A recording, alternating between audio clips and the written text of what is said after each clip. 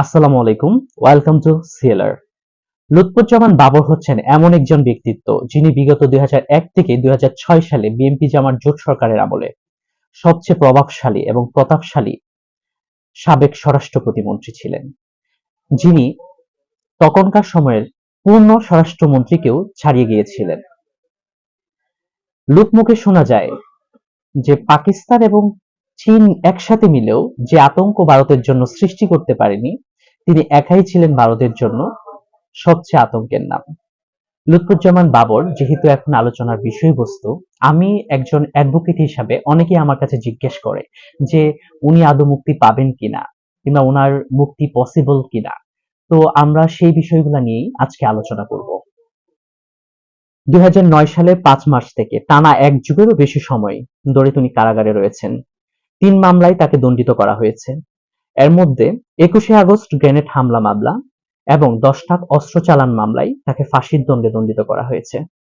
অবৈধ অস্ত্র রাখার মামলায় তাকে ১৭ বছরের সশ্রম কারাদণ্ড শুনিয়েছেন। আরো ৭টি মামলার বিচার কার্য বর্তমান আদালতে চলমান আছে। বর্তমানে তিনি কনডেম সেলে কেরানীগঞ্জ কেন্দ্রীয় কারাগারে রয়েছেন।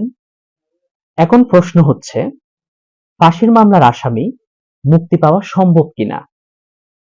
এখানে দেখার বিষয় যে লুৎফর রহমান বাবরকে যে ২টি মামলায় ফাঁসি দেয়া হয়েছে, সেখানে তার হাতে ২ বার আপিল করার সুযোগ আছে।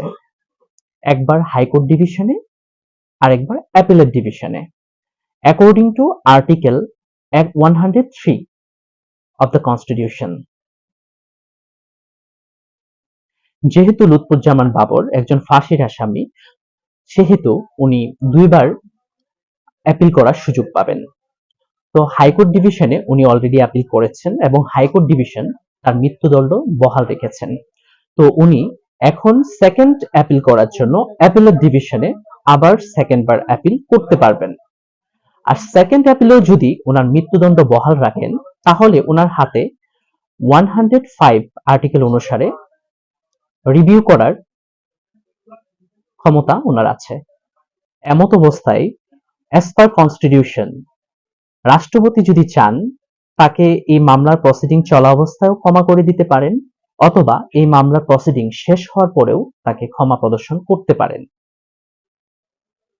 আলোচনা সাপেক্ষে আমরা বলতে পারি যে এই দুটি উপায়ের মাধ্যমে উনি মুক্তি পেতে পারেন। প্রথমটি হচ্ছে উনি লিগ্যাল প্রসিডিং এর মাধ্যমে সেকেন্ড অ্যাপিল প্লাস হচ্ছে রিভিশনের মাধ্যমে উনি মুক্তি পেতে পারেন। দ্বিতীয়টি হচ্ছে রাষ্ট্রপতি ক্ষমা প্রদর্শনের মাধ্যমে উনি মুক্তি পেতে পারেন। তো আমাদের সাথে থাকার জন্য আপনাদের সবাইকে অনেক ধন্যবাদ।